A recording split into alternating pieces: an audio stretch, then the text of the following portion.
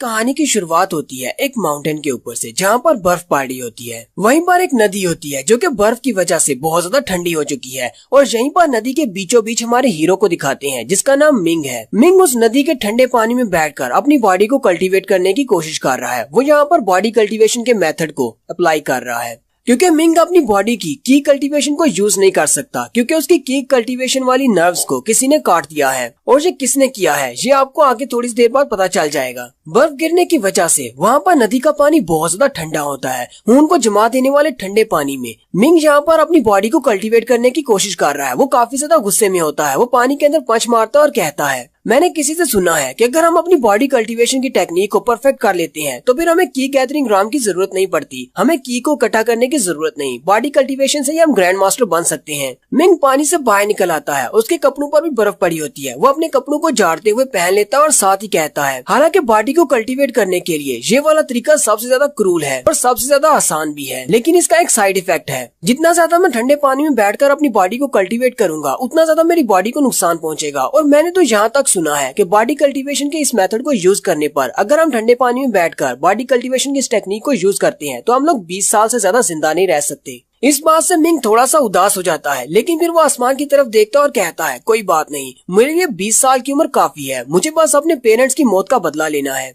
एक बार मैं अपनी मॉम डैड की मौत का बदला ले लूं, फिर इस बात से कोई फर्क नहीं पड़ेगा कि मैं 20 साल तक जिंदा रहता हूं या नहीं। मिंग उस ठंडे पानी से निकलकर वापस अपने गांव की तरफ चल आता है, लेकिन जैसे वो गली में से गुजर रहा होता है सारे देखने वाले उसके ऊपर हंस रहे होते हैं और हंसते हुए कहते हैं, जरा देखो तो सही, ये रहा जीनियस मिंग। लगता है ये फिर से माउंटेन के ऊपर ठंडे पानी में बैठा अपनी बॉडी को कल्टीवेट कर रहा होगा। पता नहीं इस लड़के को समझ क्यों नहीं आती। ये एक लूजर है और लूजर को लूजर ही रहना चाहिए। चुपचाप बस बैठो, खाना खाओ और सो जाओ। तुम्हें ये सारी हार्ड ट्रेनिंग करने की क्या जरूरत है। मिंग उन सभी की बातों को इग्नोर कर देता है और आगे चला जाता है, और साथ ही वो हमें बताता है कि वो कौन है और आखिर ये सारे लोग उसके बारे में इस तरह क्यों बातें कर रहे हैं। मिंग कहता है, मेरा नाम मिंग जी है और मैं जी क्लैन में पैदा हुआ। मेरा जी क्लैन इस पूरे एरिया का सबसे बड़ा क्लैन है। शुरुआत में मेरी जिंदगी बहुत ज्यादा अच्छी थी जब मेरे पेरेंट्स जिंदा थे, लेकिन जब मैं 10 साल की उम्र का हुआ तब मेरे पेरेंट्स ने मैपल लीफ सिटी के किसी एक बड़े आदमी से पंगा ले लिया, जिसकी वजह से उस बंदे ने मेरे दोनों पेरेंट्स को, मेरे मॉम और डैड को मार डाला। उन दोनों के मरने के बाद मैंने ये फैसला किया कि मुझे अपनी कल्टीवेशन को बहुत ज्यादा बढ़ाना है। मैंने बहुत ही मेहनत की, बहुत ज्यादा हार्ड वर्क किया ताकि मैं अपनी कल्टीवेशन को बढ़ा सकूं, ताकि उनकी मौत का बदला ले सकूं। मिंग कहता है, उस वक्त जब मैंने कल्टीवेशन को स्टार्ट किया था तब मेरी कल्टीवेशन काफी ज्यादा हाई हो चुकी थी और मैं वाकई में एक जीनियस था। सभी लोग मुझे जीनियस मिंग कहते थे।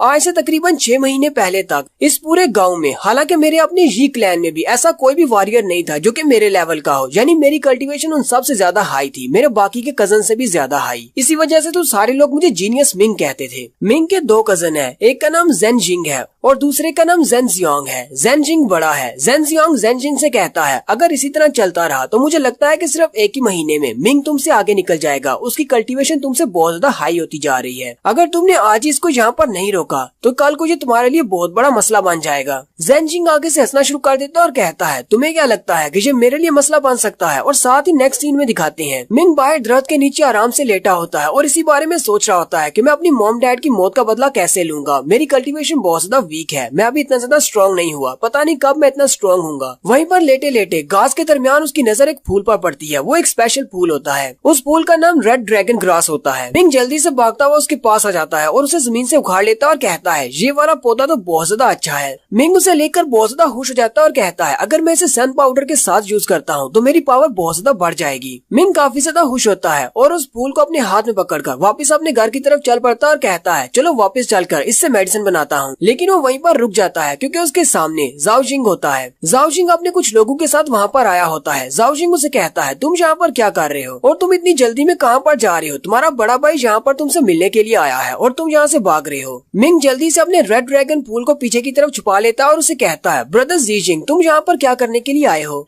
जेन जिन उसे कहता है, मैंने सुना है कि आजकल इस पूरे गांव में सिर्फ तुम्हारे ही चर्चे हैं। बहुत सारे लोग ये भी बातें कर रहे हैं कि सिर्फ 6 महीने के टाइम में तुम मुझे रिप्लेस कर दोगे, तुम तो मुझसे भी बड़े वॉरियर बन जाओगे क्योंकि तुम्हारी कल्टीवेशन दिन ब दिन हाई होती जा रही है। तो अब तो तुम ये भी कहोगे कि मुझे तुम्हारे रास्ते में नहीं आना चाहिए क्योंकि फ्यूचर में तुम एक बहुत बड़े स्टार बनने वाले हो। मिंग उसे कहता है, बड़े भाई ऐसी कोई बात नहीं है, मैं तुम्हारे साथ कभी भी कम्पीट नहीं करना चाहता, मैं तो बस अपनी स्ट्रेंथ को बढ़ा रहा हूँ ताकि अपने मॉम डैड की मौत का बदला ले सकूँ। जेंगजिन उठकर खड़ा हो जाता है और कहता है चलो फिर ठीक है, मैं तुम्हारी हेल्प कर देता हूँ ताकि फ्यूचर में तुम कभी भी मुझसे कम्पीट न कर पाओ। मिंग उसकी बात सुनकर बहुत ज्यादा हैरान हो जाता है और कहता है ये तुम क्या करने वाले हो। और साथ ही जेंगजिन अपने लोगों से कहता है जल्दी से आगे बढ़ो और इस लड़के को इतना मारो कि इसकी सारी नर्व्स को काट दो ताकि ये फ्यूचर में कभी भी अपनी बॉडी को कल्टीवेट न कर सके। और फिर वो सारे लोग आगे बढ़ते हैं और यहीं पर दिखाते हैं कि उसके ऊपर कोई अटैक करता है जिसकी वजह से मिंग की सारी मेरिडियंस कट जाती हैं। अब मिंग फ्यूचर में कभी भी अपनी बॉडी में की को कल्टीवेट नहीं कर पाएगा। और यहीं पर हमारी स्टोरी फिर से प्रेजेंट में आ जाती है। मिंग कहता है जेंगजी तुम बहुत ज्यादा बुरे हो, तुमने मेरी मेरिडियंस को काट दिया ताकि मैं कभी भी की को कल्टीवेट न कर सकूं, और साथ ही तुमने मेरे रेड ड्रैगन फ्लावर को भी चोरी कर लिया। सिर्फ तुम्हारी वजह से अब मुझे इस तरह के बॉडी कल्टीवेशन मेथड्स को यूज करना पड़ रहा है ताकि मैं अपनी स्ट्रेंथ को बढ़ा सकूं। मिंग काफी ज्यादा गुस्सा हो जाता है और कहता है जेंगजिन मैं इस बात को कभी भी नहीं भूलूंगा, मैं तुमसे भी इस बात का बदला लूंगा। नेक्स्ट सीन जी मैंशन का दिखाया जाता है। जी मैंशन तो काफी ज्यादा बड़ा होता है लेकिन हमारा हीरो मिंग जी मैंशन में नहीं रहता। जी मैंशन के साथ में एक छोटा सा कॉटेज होता है, वहाँ पर हमारा हीरो रहता है। और यहीं पर इसके सेकंड कजन की एंट्री होती है जो कि एक नौकर के साथ आता है और ये नौकर जेंगजिन का है। वो नौकर आते ही दरवाजे के ऊपर किक मारता है और दरवाजा खोल देता है और वो दोनों अंदर आ जाते हैं, जबकि मिंग भी घर के अंदर ही बैठा होता है। उन दोनों को यहाँ पर देखकर काफी ज्यादा हैरान हो जाता है। जेंगजियांग उसे कहता है हेलो मेरे लिटिल ब्रदर, या फिर मैं तुम्हें जीनियस मिंग कहूँ। तुम्हारी बॉडी और तुम्हारे कपड़ों को देखकर तो लगता है जैसे तुम फिर से उस ठंडे पानी में बैठकर अपनी बॉडी को कल्टीवेट कर रहे थे। तुम्हारे लिए तो मुझे बहुत ही बुरा लगता है। जियांग हंसते हुए उससे कहता है तुम्हें अपने बारे में पता होना चाहिए, तुम्हें ये सब कुछ पता होना चाहिए कि कचरा हमेशा कचरा ही रहता है, कभी भी वो टॉप पर नहीं आ सकता। जैसे एक जूता जो कि हमेशा पाँव में रहता है, उसे कभी सर पे नहीं रखा जाता। जियांग के साथ उसका जो नौकर होता है वो भी काफी बड़ा कमीना होता है। उसने अपने हाथ में एक बाउल पकड़ा होता है जिसके अंदर एक मछली रखी होती है और वो बहुत ही बासी और सड़ी सी मछली होती है। यानी कि वो लोग अपना खाना खाने के बाद जो भी बचा हुआ खाना होता है वो सारा उस बाउल के अंदर रखकर उसके पास ले आते हैं। जियांग उसे कहता है तुम्हारे खाने का वक्त हो गया, कचरे के लिए कचरा लेकर आए हैं, जल्दी से इसे खा लो। नौकर उसे कहता है चलो जल्दी से इसे खा लो, मुझे बाद में बर्तन भी धोने हैं। उस नौकर का नाम सैनर हु होता है। मिंग उसे कहता है सैनर क्या ये तुम्हारा आइडिया था कि मुझे बचे कुचे खाने और इस तरह के बासी खाने देने का? सैनर उसे कहता है तो क्या अगर मेरा आइडिया था तो क्या तुम मुझे मारोगे? मिंग आगे बढ़ता है और उस बाउल को उठा लेता है और साथ ही उसके मुंह पर दे पटक मारता है, क्योंकि उस बाउल के अंदर मछली रखी हुई थी। मछली के बहुत सारे कांटे उस बेचारे के चेहरे में धंस जाते हैं और वो चिल्लाना शुरू कर देता है। इस बात से सैनर काफी ज्यादा गुस्से में होता है और वो अपनी पाम टेक्निक को यूज करते हुए मिंग पर अटैक करने लगता है, लेकिन मिंग जल्दी से साइड पर हो जाता है और साथ ही अपना घुटना उसके अंडों पर मारता है जिससे उसके अंडे फूट जाते हैं। मिंग गुस्से के साथ उससे कहता है दोबारा अगर कभी तुम इस तरह का बचा कुचा खाना मेरे लिए लेकर आए तो फिर मैं तुम्हें नहीं छोड़ूंगा, इस बार मैं तुम्हें छोड़ देता हूँ। जियांग चिल्लाते हुए मिंग से कहता है तुम्हारी हिम्मत कैसे हुई कि मेरे सामने हमारे नौकर पर तुमने अटैक किया?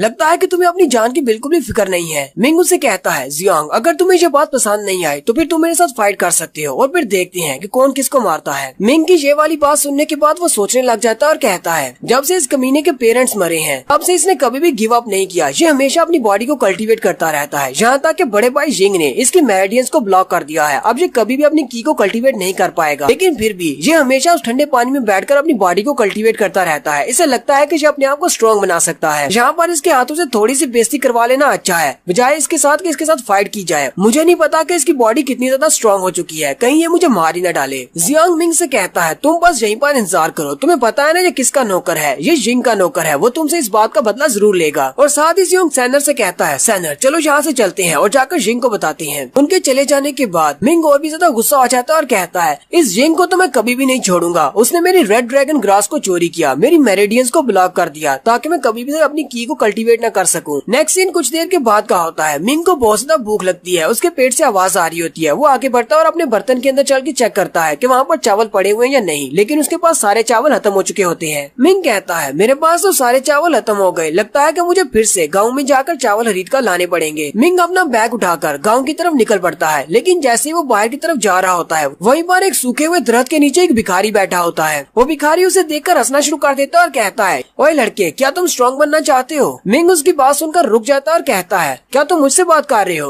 वो भिखारी उसे कहता है हाँ मैं तुम्ही से बात कर रहा हूँ, यहाँ पर तुम्हारे अलावा और कौन है? मुझे तुम्हारी बॉडी से बहुत ज्यादा नफरत महसूस हो रही है, जैसे कि तुम किसी से बदला लेना चाहती हो। मैं तुम्हें इतना ज्यादा स्ट्रॉन्ग बना सकता हूँ कि तुम किसी से बदला ले सकते हो। मिंग उसकी बात सुनने के बाद हंसना शुरू कर देता है और कहता है अगर तुम वाकई में ऐसा कर सकते हो तो तुम यहाँ पर भीख क्यों मांग रहे हो, जाओ जाकर अपने लिए कुछ कर लो। और भिखारी आगे से हंसना शुरू कर देता है और कहता है बच्चे तुझे समझ नहीं आ रही, ये मेरी हॉबी है, मुझे भीख मांगने का शौक है, लेकिन तुम्हारे तुम्हारे जैसे नौजवान लड़के जिसके मेरिडियंस को किसी ने काट दिया हुआ है, जो कि अपनी की को गैदर नहीं कर सकता, वो आज न कल मेरी तरह भीख ही मांगेगा। मिंग भी उसकी बात सुनकर काफी ज्यादा हैरान हो जाता है और कहता है, इसे मेरे बारे में कैसे पता है कि मेरी मेरिडियंस को कट कर दिया गया है? कहीं ये मांगने वाला वाकई में कोई महान मास्टर तो नहीं है जो कि यहाँ पर भिखारी के रूप में आया है। वो भिखारी मिंग से कहता है, आज रात जब चांद आसमान पर चमकेगा, सबसे ऊंची वाली पहाड़ी के ऊपर आ जाना, मैं तुम्हें वहीं पर मिलूंगा और साथ ही मैं तुम्हें बताऊंगा कि तुम्हारी किस्मत में क्या लिखा हुआ है। नेक्स्ट सीन रात के वक्त का होता है। रात के वक्त आसमान पर चांद निकल आता है। मिंग अपने ही कॉटेज में लेटा होता है और वो सोच रहा होता है, अब मैं क्या करूँ? क्या मुझे उस भिखारी पर यकीन करना चाहिए? वैसे भी मेरे पास खोने को कुछ भी नहीं है। अगर मैं उसकी बात मानकर वहाँ पर चला जाता हूँ तो क्या होगा? चलो देखते हैं। मिंग अपने कॉटेज से बाहर चला जाता है। वो पहाड़ी की तरफ जा रहा होता है तो रास्ते में उसे वो भिखारी मिलता है। वो कहता है, तो तुम आ गए, चलो मेरे साथ आओ। भिखारी आगे आगे चलना शुरू कर देता है। वो दोनों जंगल के रास्ते से पहाड़ों की तरफ जा रहे होते हैं। मिंग उसे कहता है, हम लोग कहाँ पर जा रहे हैं? यहाँ पर तो बहुत ज्यादा ठंड है, तुम मुझे कहाँ पर लेकर जा रहे हो? भिखारी उसे कहता है, अपनी बकवास बंद करो, कितनी देर से बातें कर रहे हो, चलो चुपचाप मेरे साथ आओ। फिर वो दोनों चलते चलते एक पहाड़ी के पास पहुँचते हैं और उसके टॉप के ऊपर चले जाते हैं। भिखारी उसे कहता है, चलो जल्दी से यहाँ पर बैठ जाओ। मिंग वहाँ पर जाकर बैठ जाता है। भिखारी उसे कहता है, मुझे पता चला है कि तुम्हारी मेरिडियंस को कट करने से पहले तुम्हारी बॉडी में बहुत ज्यादा कल्टीवेशन थी। मिंग उसे कहता है, अच्छा ठीक है, तुमने कहा था कि तुम मेरी किस्मत का हाल भी बताने वाले हो, चलो मुझे जल्दी से बताओ कि मेरी किस्मत में क्या लिखा है। भिखारी आगे से हंसना शुरू कर देता है और कहता है, तुम्हारी किस्मत में बहुत कुछ लिखा हुआ है। तुम्हारी किस्मत में लिखा है कि तुम्हारी ये वाली जो बॉडी है ये इस पूरी दुनिया पर राज करेगी। और साथ ही वो अपने हाथों पर अपनी की पावर को रिलीज करते हुए उसके माथे की तरफ अपने हाथों को करता है और उसके ऊपर एक स्पेल कास्ट कर देता है। जैसे वो मिंग के ऊपर एक स्पेल कास्ट करता है, मिंग की बॉडी वहीं पर हैंग हो जाती है, यानी कि वो अपनी बॉडी को मूव नहीं कर पाता।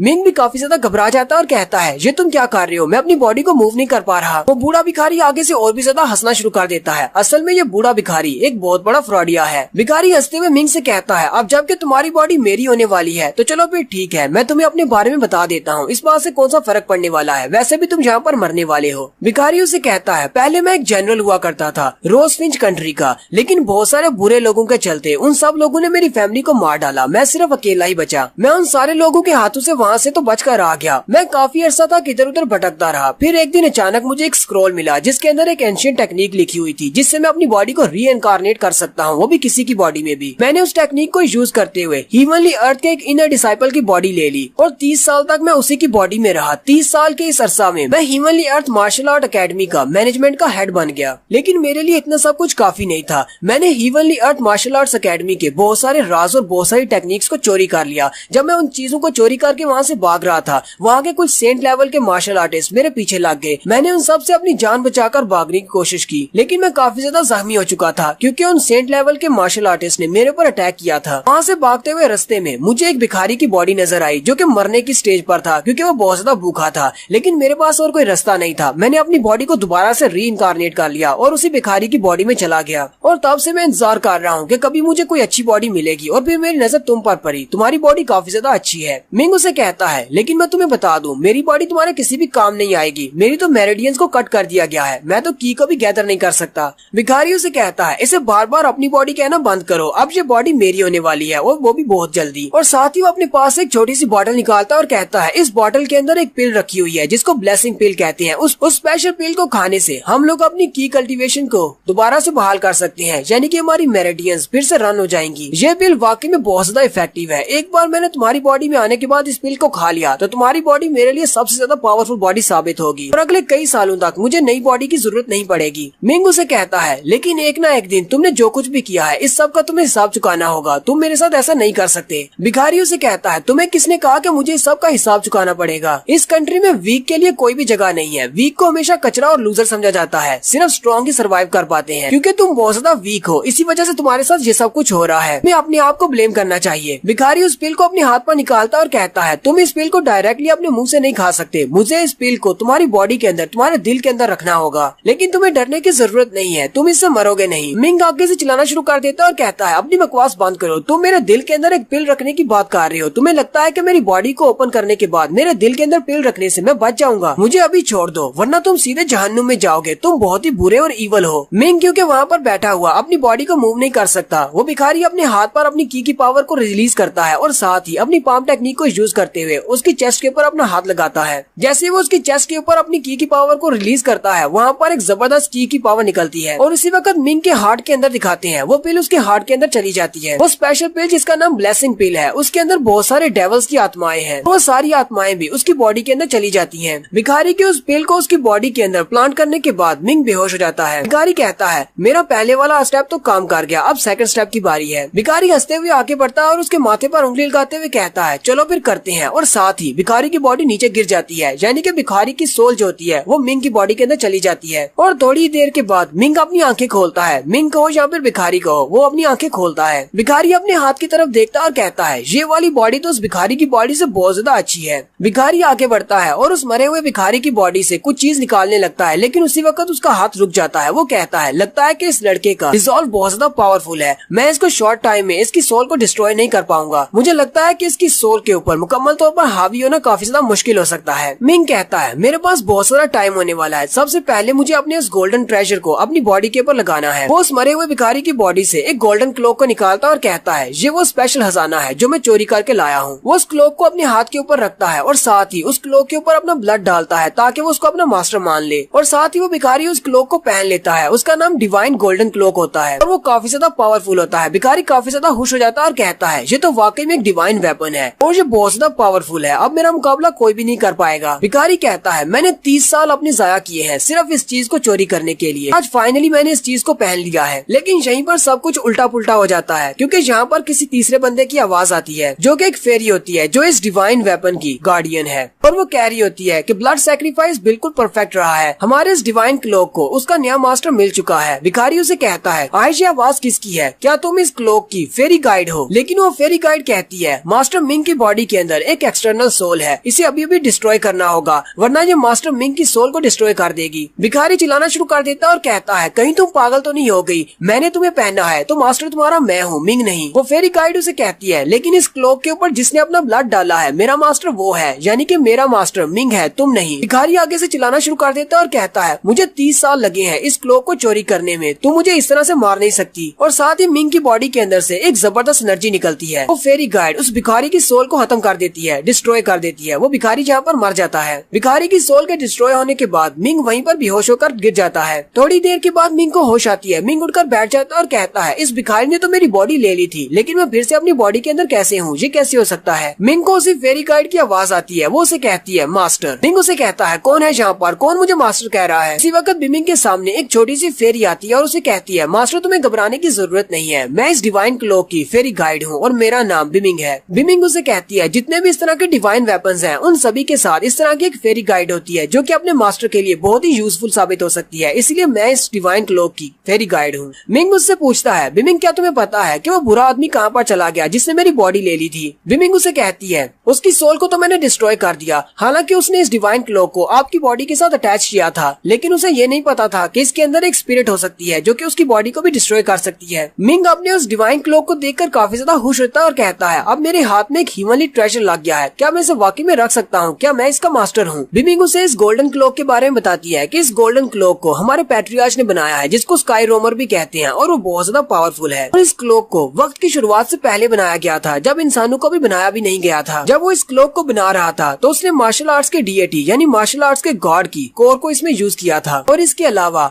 उसने इस क्लोक को बनाने में बहुत कुछ डाला था। ये सब कुछ डाल लेने के बाद वो 3 बड़ी दुनियाओं में गया जहाँ से उसने 49 किस्म के अलग अलग सब्सटेंसेस को ढूंढा, और वो सारी चीजें ही डिवाइन वेपन्स थे, उन सब को भी उसने इस क्लोक के अंदर शामिल कर दिया। उसे इस क्लोक को बनाने में पूरे 3000 साल का अरसा लगा। मिंग उसकी बातें सुनकर काफी ज्यादा हैरान होता है और कहता है तो इसका मतलब ये डिवाइन वेपन काफी ज्यादा स्पेशल है और ये फ्यूचर में मेरे बहुत ज्यादा काम आ सकता है। बिमिंग उसे कहती है हाँ मास्टर, ये आपके बहुत ज्यादा काम आएगा क्योंकि ये एक डिवाइन वेपन है और जिसके पास भी ये होगा वो फ्यूचर में बहुत कुछ हासिल करेगा, क्योंकि इसके अंदर विस्प ऑफ डेस्टिनी है और मार्शल आर्ट्स के गॉड का कोर भी शामिल किया गया है। और इसके अलावा अभी थोड़ी देर पहले उस बैगर ने तुम्हें एक ब्लेसिंग पिल खिलाई थी जिसकी वजह से तुम अपनी की गैदरिंग को दोबारा से स्टार्ट कर सकते हो, और मैं तो तुम्हारे साथ हूँ ही, मैं तुम्हें हमेशा गाइड करूंगी और तुम्हें प्रोटेक्ट भी करूंगी और इसके बाद तुम बहुत ज्यादा पावरफुल बन जाओगे। मिंग काफी ज्यादा खुश हो जाता है और कहता है मुझे तो लगा था कि मैं इस भिखारी के हाथों से मरने वाला हूँ और मेरी बॉडी वो भिखारी ले लेगा। लेकिन मेरी किस्मत तो वाकई में चमक गई, मेरे हाथ में एक डिवाइन वेपन लग गया है और साथ ही मुझे एक ब्लेसिंग पिल भी मिल गई है। बिमिंग उसे कहती है, मैं तुम्हें एक और बात बताती हूँ, इस भिखारी की बॉडी में, इसके कपड़ों के अंदर एक और स्पेशल चीज है। इसके पास एक स्क्रोल है जिसका नाम स्काई रोमिंग सूत्रा है। उसके ऊपर बहुत सारी टेक्निक्स लिखी हुई है जिनको तुम कल्टीवेट करके अपनी पावर को बढ़ा सकते हो। मिंग आगे बढ़ता है और उसके कपड़ों के अंदर से उस स्क्रोल को निकाल लेता है। बिमिंग उसे कहती है, इसके अंदर डिवाइन लेवल का एक सूत्रा है जिसके अंदर बहुत सारी टेक्निक्स लिखी हुई है, तुम इनको कल्टीवेट कर सकते हो। ये सिर्फ हीवनली अर्थ के क्वालिफाइड बंदे को ही दिया जाता है। मिंग काफी ज्यादा खुश हो जाता है और कहता है, ये तो डिवाइन लेवल का सूत्रा है, अगर मैं इसको बेचता भी हूँ फिर तो मुझे बहुत सारे पैसे मिलेंगे, क्योंकि हमारी जी फैमिली के पास जो फायर और वाटर वाले सूत्रा है वो इतने ज्यादा खास नहीं है, ये वाला तो उनके सामने बहुत ही बड़ी तबाही है। बिमिंग उसे कहती है, लेकिन तुम्हारी कल्टीवेशन को तो पहले से ब्लॉक कर दिया गया है, तुम इसको कल्टीवेट नहीं कर सकते हो, ना ही इसको प्रैक्टिस कर सकते हो। मिंग आगे से रोना शुरू कर देता है और कहता है, बिमिंग क्या तुम ऐसे मौके पर इस तरह की बात करना बंद करोगी? क्या तुम्हें दिखाई नहीं देता मैं कितना ज्यादा खुश हूँ? तुमने ये बात करके मुझे बहुत ज्यादा रुला दिया है।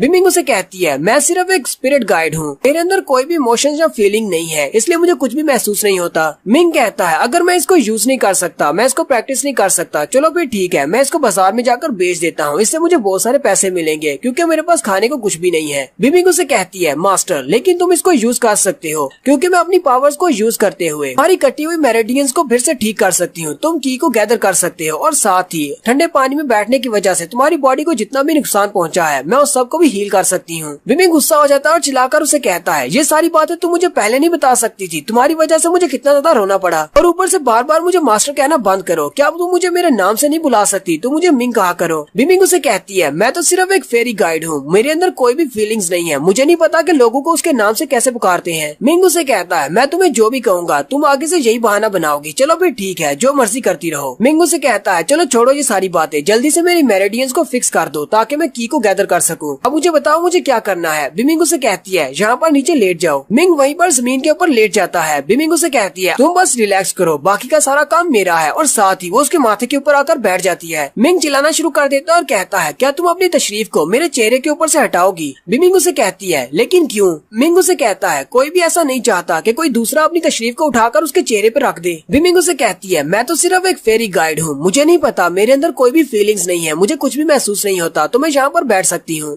मिंग हार मान लेता है और कहता है, चलो फिर ठीक है, जहाँ मर्जी बैठ जाओ। फिर वो उसके माथे के ऊपर अपने दोनों हाथ रखती है और अपनी पावर्स को रिलीज करती है, और साथ ही मिंग के हार्ट की तरफ दिखाते हैं। उसके हार्ट के अंदर जो पिल होती है वो डिसॉल्व होना स्टार्ट हो जाती है, और उसके हार्ट के अंदर उस पिल की वजह से जितने भी डेविल्स की आत्माएं हैं वो सारी भी दिखाई जाती हैं, जो कि पहले उसके दिल को ब्लॉक करके खड़ी थी, अब वो सारी साइड पर हो जाती हैं, जिसकी वजह से उसकी पावर्स रिलीज हो जाती हैं। मिंग कहता है, मुझे फाइनली फिर से महसूस हो रहा है जैसे कि मेरी मेरिडियंस फिर से ठीक हो चुकी हैं, मेरी बॉडी के अंदर की कल्टीवेट हो रही है। की कल्टीवेशन दोबारा मिलने के बाद मिंग कहता है, फादर मदर अब मैं कोई कचरा नहीं रहा, मेरे पास मेरी पावर फिर से वापस आ गई है। अब दोनों की आत्माओं को शांति दिलाने के लिए मैं उन लोगों को जरूर मार डालूंगा जिन लोगों ने तुम लोगों को मारा था। मैं एक एक करके उन सब से बदला लूंगा जिसने भी मेरे पेरेंट्स को मारा है या जो लोग भी मेरे पेरेंट्स की मौत में शामिल थे। और यहीं पर हमारी रिवेंज सीकर की एपिसोड 1 का एंड होता है। एक्सप्लेनेशन कैसी लगी ये कमेंट करके आपने जरूर बताना है। चैनल को सब्सक्राइब कर दे, वीडियो को लाइक और शेयर कर दे। शुक्रिया।